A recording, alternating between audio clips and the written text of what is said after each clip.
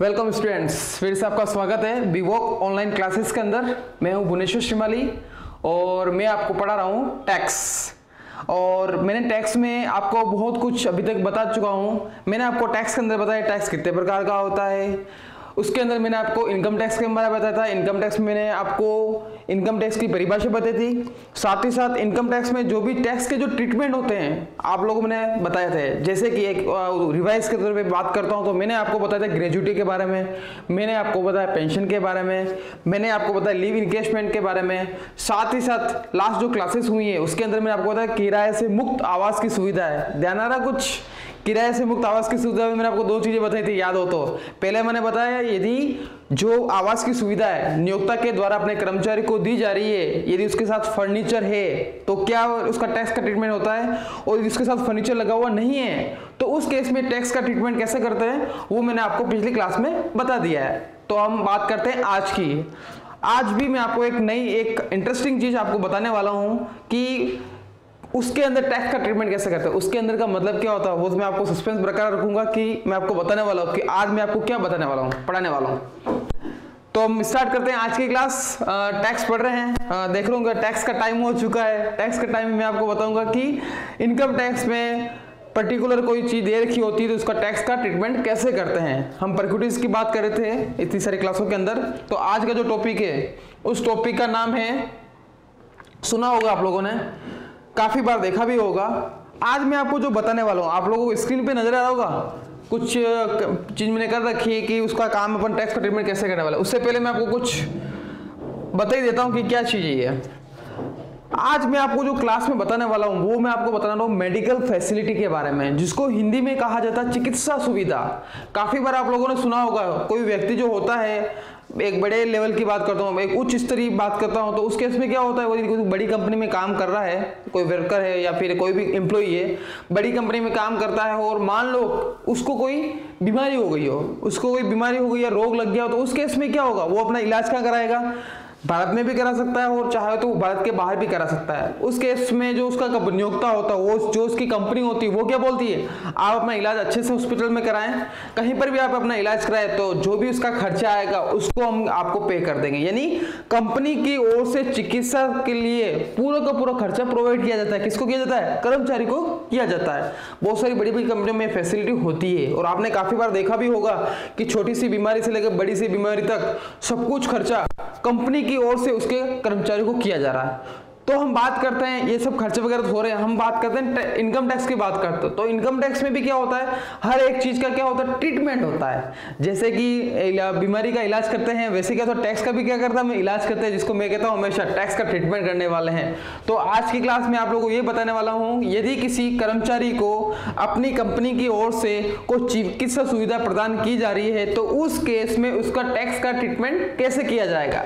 करें स्टार्ट। तो आप लोग देख सकते हो कि स्क्रीन पर मैंने कुछ बना रखा है जिसको अपन हमेशा नॉर्मली मैंने आपको बता रखा है, इसको अपन टैक्स का ट्रीटमेंट बोलते हैं। बुक्स में भी हर एक चीज दे रखी होती है लेकिन उसमें क्या होता है, एक थ्योरी के रूप में दिया होता है। तो आपको क्या करना है, इसका टैक्स का ट्रीटमेंट इस हिसाब से चलोगे तो आपको जो भी क्वेश्चन आपके सामने आएंगे, भले वो प्रैक्टिकली हो, भले आपने किसी को पूछ लिया हो, थ्योरी की बात करते हैं, प्रैक्टिकल की बात करते हैं, दोनों चीजें आप लोगों को यहाँ पे नजर आ जाएगी। तो मैं बात करता हूँ आज के टॉपिक की चिकित्सा सुविधा के बारे में। मान लो किसी कर्मचारी को कंपनी की ओर से पैसा मिल रहा है, किसके एवज में? चिकित्सा के एवज में, इलाज के एवज में। तो उस केस में क्या करना है, उस कर्मचारी ने अपना इलाज भारत के अंदर किसी हॉस्पिटल में कराया है तो उस केस में क्या होगा। तो नॉर्मली मैं बात करता हूं भारत के अंदर यदि कोई कर्मचारी होता है जो अपना इलाज कराता है, चिकित्सा करवाता है, तो उस केस में इनकम टैक्स की बात करता हूं। इनकम टैक्स ने कुछ अमेंडमेंट दे रखे हैं तो वो आपको देखने पड़ेंगे यहाँ पे। तो मैं सबसे पहले बात करता हूँ भारत में चिकित्सा सुविधा यदि किसी को प्रोवाइड हो रही है, अपना इलाज भारत में हो रहा है तो क्या होगा। यदि उस कर्मचारी ने अपना इलाज निम्न में से कहीं एक जगह कराया होगा। अब निम्न में से कौन कौन सा आ रहा है, पहली मैं बात करता हूं नियोक्ता द्वारा संचालित अस्पताल। अब कभी कभी क्या क्या होता है, जो बड़े बड़े जो कंपनियां होती है उनके खुद के हॉस्पिटल भी होते हैं। जैसे कि मैं उदाहरण की बात करता हूं, अंबानी हो गया, अडानी हो गया, और आपने नाम सुना हो तो हिंदुस्तान जिंक लिमिटेड, सुना इसके बारे में नाम सुना होगा, काफी सुना होगा। जिसको जो हैंडल कर रहा है वो कर रहा है वेदांता ग्रुप। ठीक है, तो उन ये जो बड़ी बड़ी कंपनियां होती हैं उन सभी के क्या होता है, अपने अलग से हॉस्पिटल होते हैं अपने एम्प्लॉय के लिए, कर्मचारियों के लिए। तो मान लो कि जो व्यक्ति है, जो कर्मचारी है, उसने अपना इलाज कहाँ करवाया है? यदि उसने अपना इलाज चिकित्सा नियोक्ता के द्वारा जो संचालित होता है, हॉस्पिटल होता है, वहां करवाया है, या फिर उसने किसी गवर्नमेंट हॉस्पिटल में, किसी सरकारी अस्पताल में अपना इलाज कराया है, तो क्या होगा? और यदि उसने अपना इलाज कहाँ कराया? प्रमाणित अस्पताल। देखो कभी कभार क्या होता है, सरकारी अस्पताल की बात करता हूँ, सरकारी अस्पताल के अलावा भी कुछ हॉस्पिटल ऐसे होते हैं जो गवर्नमेंट के द्वारा अप्रूव्ड होते हैं। गवर्नमेंट के द्वारा अप्रूव्ड का मतलब क्या होता है? सरकार ने ये बोल दिया, आपने जो भी चीज़ें होती हैं, जो भी नियम व कायदे होते हैं, उसमें ये बोल दिया कि फलाना हॉस्पिटल है, यदि आप अपना वहाँ इलाज कराते हो तो हम ये मानेंगे कि सरकारी अस्पताल में आप लोगों का इलाज चल रहा है। आगे पास में उसी को हम क्या कहते हैं? प्रमाणित हॉस्पिटल कहते हैं। प्रमाणित हॉस्पिटल को लास्ट और फाइनल क्या हो गया? प्राइवेट नर्सिंग हॉस्पिटल हो गया।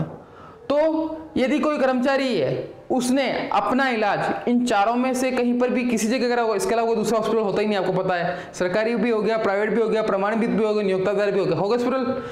तो मान लो इसे कई हॉस्पिटल में उसने अपना इलाज कराया है, तो उस केस में क्या होगा? यदि उस व्यक्ति ने अपना इलाज कहाँ करवाया? अपना इलाज यदि उसने अपने खुद की कंपनी का हॉस्पिटल है वहां करवाया है, या फिर उसने अपना इलाज सरकारी अस्पताल में कराया है, या फिर उसने अपना इलाज प्रमाणित अस्पताल यानी अप्रूव्ड हॉस्पिटल में करवाया है, तो उस केस में नियोक्ता के द्वारा जो भी टैक्स का, जो भी इलाज का पैसा अपने कर्मचारी को दिया जा रहा है, वो पूर्ण रूप से क्या हो जाएगा? कर मुक्त हो जाएगा। फुल्ली एग्जेम्प्टेड का मतलब क्या होता है? पूरा का पूरा जो भी उसका खर्चा हुआ है, यदि उसका खर्चा 5 लाख का इलाज हुआ है, एक बड़ी बीमारी होगी, उसको 5 लाख रुपए का खर्चा होगा, और पूरे को पूरे 5 लाख रुपए किसने दे दिए? उस कंपनी ने दे दिए उस कर्मचारी को। तो उस केस में जो भी पैसा लगा वो पूरा पूरा क्या हो जाएगा? माफ हो जाएगा। पूरी की पूरी क्या है? माफ का मतलब क्या है? इनकम टैक्स की बात करते हैं, पूर्ण रूप से क्या हो जाएगा? वो कर मुक्त हो जाएगा। कब की बात है? यदि इन तीनों में से ऊपर की जो होते हैं तीनों, उसमें उसने अपना इलाज कराया है, तो उस केस में। लेकिन यदि किसी कर्मचारी ने अपना इलाज किसी प्राइवेट हॉस्पिटल में कराया, अब प्राइवेट यानी प्योर प्राइवेट की बात कर रहा हूं, प्योर प्राइवेट का मतलब क्या होता है? सरकार के द्वारा वो प्रमाणित नहीं है। प्रमाणित का मतलब क्या होता है? मैंने जैसा कि आपको बताया, कभी कभार क्या हॉस्पिटल की कमी भी होती है, या फिर जो फैसिलिटी होती है वो प्राइवेट हॉस्पिटल में फैसिलिटी कुछ ज्यादा होती है, देखा जाए तो, ठीक है, नॉर्मल हम मान के चलते ऐसे ही। तो उसी केस में मैंने क्या बोला कि सरकार ने नियम बना रखे हैं कि फलाना नाम का जो हॉस्पिटल है उसको हम प्रमाणित करते हैं, या फिर उसको मान के चलो कि वो भी एक प्रकार का सरकारी अस्पताल है, जो भी सरकारी कर्मचारी वहां अपना इलाज कराएंगे तो उनको इलाज का पैसा मिल जाएगा। कुछ प्रमाणित हॉस्पिटल ऐसे होते हैं। प्रमाणित का मतलब वो नहीं, दूसरी अप्रूव की बात, वो एफिलिएशन वाली बात मैं यहाँ पे नहीं कर रहा हूँ। लेकिन किसी व्यक्ति ने प्योर प्राइवेट नर्सिंग हॉस्पिटल के अंदर उसने अपना इलाज कराया, उसका इलाज का खर्चा कितना भी आया हो, इनकम टैक्स को उससे कोई मतलब नहीं है। इनकम टैक्स क्या बोलता है? आपको जो भी राशि मिली है इलाज के लिए, ठीक है, भले आपको कंपनी कितना भी दे रहा हो, हमको उससे मतलब नहीं है। लेकिन हमारे टैक्स के हिसाब से, हमारे इनकम टैक्स रूल्स 1961 की बात करता हूं, उसके हिसाब से आप यदि अपना इलाज प्राइवेट नर्सिंग हॉस्पिटल में करवाते हो तो नियोक्ता के द्वारा जो पैसा मिलता है उसमें से केवल और केवल कितनी राशि में कर मुक्त है? मात्र 15,000 रुपए क्या हो जाएगी? कर मुक्त हो जाएगी। अब 15,000 का मतलब क्या हुआ? मैंने जैसे एग्जांपल लिया था, यदि किसी व्यक्ति को, कर्मचारी को 5 लाख रुपए का क्या हो गया? खर्चा आ गया। किसका? इलाज का खर्चा आया।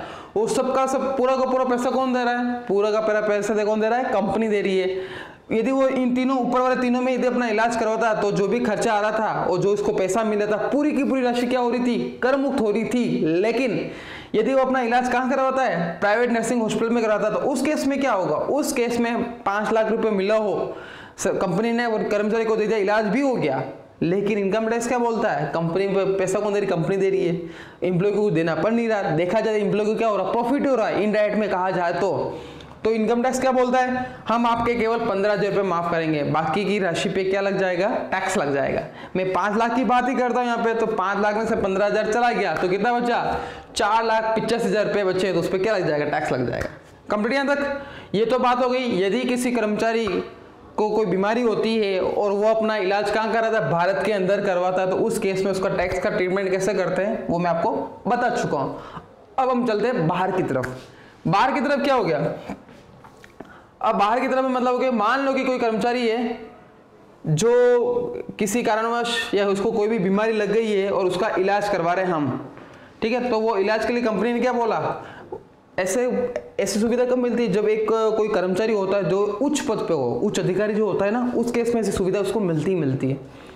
तो एम्प्लॉय ने, कंपनी ने क्या बोला, अरे आपका इलाज यहाँ संभव नहीं हो पा रहा है, चलो ठीक है आप बाहर चले जाओ। वो अमेरिका चला गया, ऑस्ट्रेलिया चला गया, इंग्लैंड चला गया, लंदन चला गया। तो उस केस में कंपनी क्या बोलती है, आप कहीं पर भी जाओ, आप अपना इलाज अच्छे से करवाओ, आप हमारे अच्छे एम्प्लॉय हो, आपका जो भी खर्चा बैठता है वो सब खर्चा हम देने के लिए तैयार हैं। ये उस कंपनी ने अपने कर्मचारियों को बोल दिया। लेकिन हम तो यहाँ पे इनकम टैक्स की बात कर रहे हैं, तो इनकम टैक्स में क्या होगा? इनकम टैक्स में ये चीज होने वाली है, क्या होने वाला? देखो आप, यदि कोई कर्मचारी भारत के बाहर चिकित्सा के लिए जाता है तो उस केस में उसके साथ क्या होगा? देखें आप, टैक्स का ट्रीटमेंट मैं आप लोगों को बता रहा हूँ। नॉर्मली ये देखा जाए, सामान्य रूप से देखा जाए, वहां जाने के बाद 3 खर्चे वहां पे उसके साथ होने वाले। कौन कौन से? सबसे पहला हो गया चिकित्सा के खर्चे, उसके जो भी मेडिकल का जो खर्चा हो गया उसकी बात कर रहा हूँ। दूसरा कौन सा खर्चा हो गया? वहां जाएगा तो उसको रहना तो पड़ेगा, तो वहां रहने की बात हो गई। तीसरी बात किसकी हो गई? ट्रेवलिंग। ट्रेवलिंग का मतलब क्या होता है? फ्लाइट से गया हो या फिर दूसरे किसी वे से गया हो, तो उस केस में जो उसके खर्चे हो रहे हैं वो कौन से खर्चे हो जाएंगे? ट्रेवलिंग एक्सपेंसेस हो जाएंगे। अब मैं बात करता हूँ यहाँ पे, अब आप सोचोगे सर ऐसा क्यों, इतनी चीजें यहाँ पे क्यों लिखी जा रही है? क्यों लिखी जा रही है मैं इसका कारण बताऊं। अब इनकम टैक्स क्या बोलता है? इनकम टैक्स क्या बोलता है, एम्प्लॉय यदि भारत के बाहर जा रहा है तो उस केस में मेडिकल का जो खर्चा होता है, मेडिकल का एक्सपेंसेस जो भी होगा, जो माफ की बात कर रहा हूँ, माफी की बात हो रहा हूँ, यहाँ पे जो भी अपन पढ़ने वाले हैं या फिर जो पढ़ रहे हैं वो केवल माफी की बात होती है। माफी को अपन इनकम टैक्स के हिसाब से बोलते हैं तो कर मुक्त बोलते हैं इसको, ठीक है। तो कर मुक्त सुविधाएं कौन कौन सी, वो यहाँ पे आपको समझ में आ जाएगी। तो यदि वो भारत के बाहर जाता है तो उस कर्मचारी पर जो भी मेडिकल का जो खर्चा आएगा वो पूर्ण, वो क्या हो जाएगा? माफ हो जाएगा। किसका माफ होगा? केवल और केवल किसका? पेशेंट का, जो मरीज है उसके माफ होगा। अब इस लाइन का मतलब क्या हो गया? अब इस लाइन का मैं आपको मतलब बताता हूँ। जैसे कि कोई कर्मचारी है, वो अपने इलाज के लिए भारत के बाहर जा रहा है, ठीक है, साथ ही साथ मान लो वो अपनी वाइफ को साथ में लेके जा रहा है, क्योंकि कभी कम से कम एक अटेंडेंट तो उनके साथ होने चाहिए।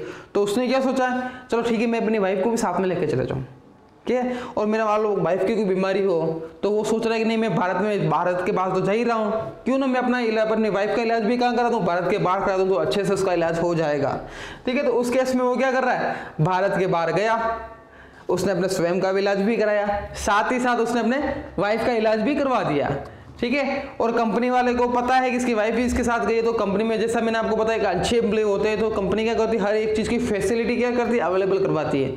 तो उस केस में कंपनी ने उसको बोल रखा होगा कि आप अपने इलाज के साथ अपनी वाइफ का इलाज भी करवा दो, तो उसका खर्चा भी हम दे देंगे। ये हो सकता है, ये अच्छे एम्प्लॉय की बात कर रहे हैं। लेकिन इनकम टैक्स की बात करें, इनकम टैक्स क्या बोलेगा? यहाँ पर माफी किसका? केवल और केवल जो एक्चुअल जो मरीज है, एक्चुअल जो पेशेंट है, उसी का जो पैसा उसको मिल रहा है वो क्या हो जाएगा? कर मुक्त हो जाएगा। यानी जो कर्मचारी जा रहा है वो किसी इलाज के लिए, तो उसके इलाज का जो भी खर्चा होता है वो तो हो जाएगा कर मुक्त, लेकिन उसके वाइफ का जो पैसा उसको मिलता है कंपनी की ओर से, उस राशि पे क्या लगेगा? उसको टैक्स लगेगा as per income tax rules के हिसाब से। मेडिकल एक्सपेंसेस की बात करते हैं, केवल किसकी बात करते हैं? रोगी जो होता है, मरीज जो होता है, उसके क्या होता है? उस चीज का पैसा कर मुक्त होता है। नेक्स्ट पॉइंट होता है रहने की सुविधा और यात्रा खर्चे। ये दोनों जो खर्चे होते हैं, खर्चे का मतलब क्या होता है? ये जो पैसा मिलेगा किसकी ओर से मिलेगा? अपनी कंपनी की ओर से उस कर्मचारी को मिलने वाला है।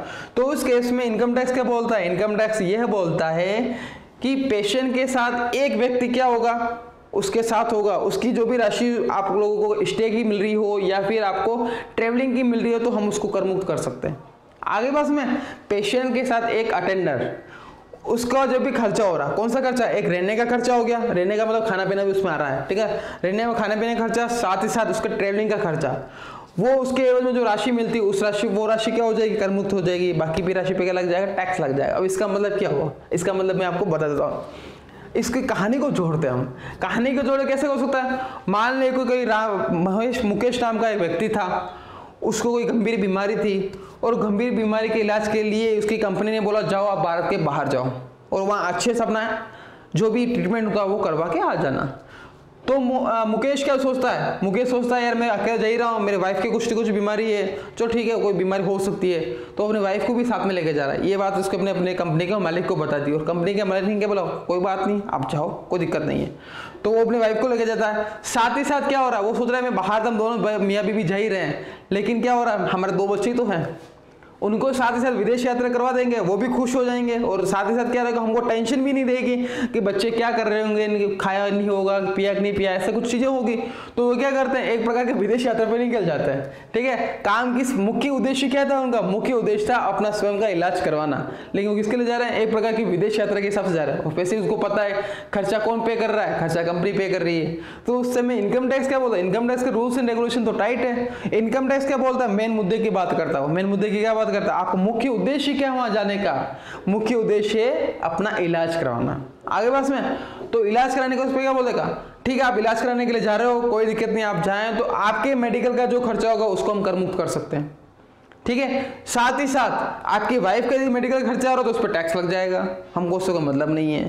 ठीक है, पॉइंट नंबर 2 क्या बोलता है, हाँ आपके साथ कोई ना कोई तो आएगा, आपकी वाइफ हो गया, कोई भी हो गया, तो उनके आपके साथ आपका और आपके किसी एक भी अटेंडर हो गया, उसके एक रहने का खर्चा, उसकी यात्रा का खर्चा की राशि जो भी होती है उस राशि क्या हो जाएगी, कर मुक्त हो जाएगी, उस पर कोई टैक्स आपको नहीं चुकाना। लेकिन आपके अलावा एक के अलावा की बात कर रहा हूँ, उसके अलावा किसी और को लेके जाते हो और उसके एवज में आपको वहाँ पे रहने की सुविधाएं मिल रही है, रहने का खर्चा मिल रहा है, कहने का मतलब ये होता है, और साथ साथ मान लो कोई दूसरी यात्रा के खर्चे मिल रहे हो, तो उस केस में हम आपको कर मुक्त नहीं देंगे, उस पर क्या लगेगा, टैक्स लगेगा। आगे बस में आप लोगों को तो नॉर्मली आप लोग ध्यान रखना कि चिकित्सा सुविधा जो होती है वो केवल क्या होती है, मेडिकल का जो होगा केवल एक ही व्यक्ति के लिए होगा, जो और एक्चुअल में जो पेशेंट होगा वो, और दोनों जो खर्चे जो माफ होते हैं, कर मुक्त होते हैं, वो किसके लिए होते हैं, उस पेशेंट के साथ एक अटेंडेंट और उसके लिए स्टे का और ट्रेवलिंग का, बाकी के जो भी खर्चे मान लो कंपनी देती है तो उस पर क्या लग जाएगा, टैक्स लगने वाला उस व्यक्ति के ऊपर। अब बात थी यहाँ तक की बात, अब मैं बात करता हूँ यहाँ मैं बात करता हूँ, मैं सब कुछ बोल रहा हूँ, मैं 5 लाख भी बोल दिया, मैं 10 लाख भी बोल दिया। अब बोलने का मतलब क्या हुआ, मेरे बोलने का मतलब यह हुआ कि जहाँ जो कंपनी में जो व्यक्ति कर्मचारी काम करता है तो वो क्या बोल रहा था, मैं आपको बोल रहा था 5 लाख का खर्चा हुआ, तो 5 लाख कौन दे रही है, कंपनी दे रही है।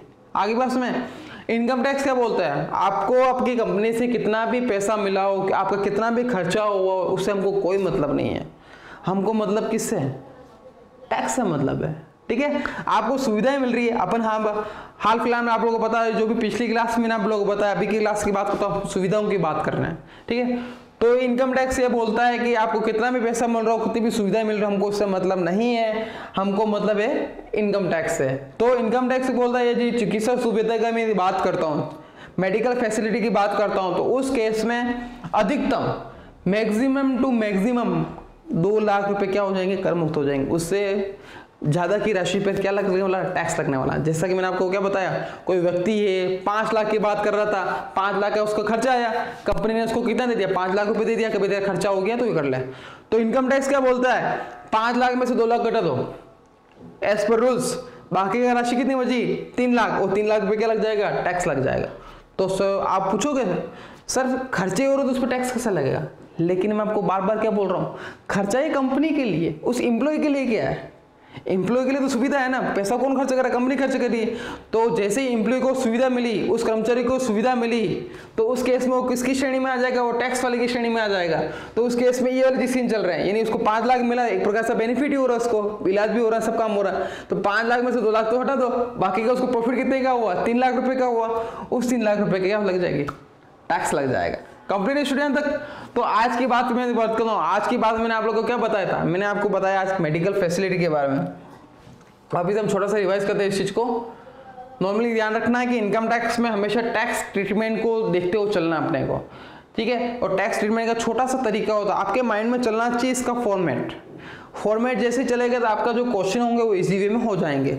आप यहाँ पे देख सकते हो, आपके सामने क्वेश्चन आएगा, मान को चलो क्योंकि उस व्यक्ति को इतना चिकित्सा की सुविधाएं उसको प्राप्त हुई है, तो उस केस में उसका कैसे क्या करेंगे आप लोग, तो उसे ऐसे कर सकते हैं। मेडिकल फैसिलिटी के अंदर क्या होता है, भारत के अंदर यदि उसने अपना इलाज करवाया तो आपको इस चीज को फॉलो करना, क्या करेंगे, सरकारी अस्पताल है, नियोक्ता के द्वारा संचालित अस्पताल है या फिर प्रमाणित अस्पताल है, वहां पर यदि किसी व्यक्ति ने अपना इलाज करवाया है तो उस केस में वो राशि क्या हो जाएगी, कर मुक्त हो जाएगी।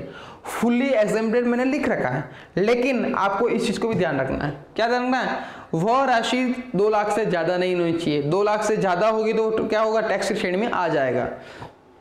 फिर बात करते हैं प्राइवेट नर्सिंग हॉस्पिटल की बात करता हूँ। यदि उसने किसी प्राइवेट हॉस्पिटल में अपना इलाज कराया है तो उस केस में क्या होगा, उस केस में मात्र 15,000 रुपए तक की राशि क्या होगी, कर मुक्त होगी। बाकी की राशि पे क्या चुकाना पड़ेगा, उसको टैक्स चुकाना ही पड़ेगा। अब मैं बात करता हूँ एब्रोड की बात करता हूँ, आउट ऑफ इंडिया की बात करता हूँ। यदि उस व्यक्ति ने अपना इलाज कहाँ कराया, भारत के बाहर कराया है, तो उस केस में क्या होगा, उस केस में आपको एक ही बात हमेशा ध्यान रखनी है, आपको 3 चीजें देखनी है। कौन कौन सी? एक उसके मेडिकल का खर्चा, दूसरा उसका स्टे का खर्चा, और तीसरा उसका ट्रेवलिंग का खर्चा। वहां पे आपको देखना। उस केस में आपको क्या देखोगे, यदि मेडिकल एक्सपेंसेस की बात कर लूं, केवल और केवल जो मेन जो मुख्य एक्चुअल जो मरीज होगा, जो पेशेंट होगा, उसी के लिए क्या होगा, वो मेडिकल खर्चा क्या हो जाएगा, कर मुक्त हो जाएगा। बाकी अन्य का हम इलाज करवा रहे हैं तो उस केस में क्या चुकाना पड़ेगा, आपको टैक्स चुकाना पड़ेगा। फिर मैं बात करता हूँ स्टे की बात करता हूँ, ट्रेवलिंग की बात करता हूँ। तो नॉर्मली आपको पता है, मैं भारत के अंदर की बात भी करता हूँ, मरीज के साथ कोई न कोई एक व्यक्ति रहते ही रहता है, तो वही वाली बात यहाँ पर भी रही है। तो इनकम टैक्स इसी को समझता है, तो उसने क्या बोल रहा, हाँ मरीज के साथ यदि एक व्यक्ति कोई जा रहा है तो उसके रहने का और उसके ट्रेवलिंग का जो खर्चा होगा वो क्या हो जाएगा, कर मुक्त हो जाएगा। लेकिन इसके साथ कोई दूसरे व्यक्ति आ रहे हैं तो उस पर आपको टैक्स चुकाना ही पड़ेगा। कंप्लीट यहाँ तक। फिर आप लोग तो अधिकतम जो कर मुक्त की जो राशि होती है वो कितनी होती है, मात्र 2 लाख रुपए होता है। उससे ऊपर की राशि पे आपको क्या चुकाना पड़ेगा, टैक्स चुकाना पड़ेगा। कंप्लीट यहाँ तक स्टूडेंट। तो स्टूडेंट आप लोगों को इसको फिर से रिवाइज करना है, ठीक है। वो ऐसे क्वेश्चन आपको देखना, देखो आपको प्रैक्टिकल की मैं बात करता हूँ तो आपको नॉर्मली क्या होता है, आप इसको अब नोट करना। इतने समय आप लोग नोट नहीं, क्या होगा कि उस चीज को कैसे करते हैं। अब आपको ध्यान में आ गया होगा कि यदि हम बात करते हैं, सुना भी आपने कि फलाना व्यक्ति जो होता है वो उस कंपनी में काम करता है और यदि बीमारी वगैरह होती है तो उसका पैसा भी कौन देता है, उसकी कंपनी देती है, ठीक है। चलो ठीक, कंपनी देती है तो लेकिन टैक्स किसको छोड़ेगा नहीं, इनकम टैक्स किसी को छोड़ने वाला नहीं है। तो वो क्या बोलता है, वो ये चीजें बोलता है। कंप्लीट तक। तो स्टूडेंट अभी तक मैंने आपको जो भी टॉपिक पढ़ाए हैं उस टॉपिक को फिर से आप देखें, क्योंकि इनकम टैक्स एक इंटरेस्टिंग सब्जेक्ट है, ये कोई बाहर वाला सब्जेक्ट नहीं है।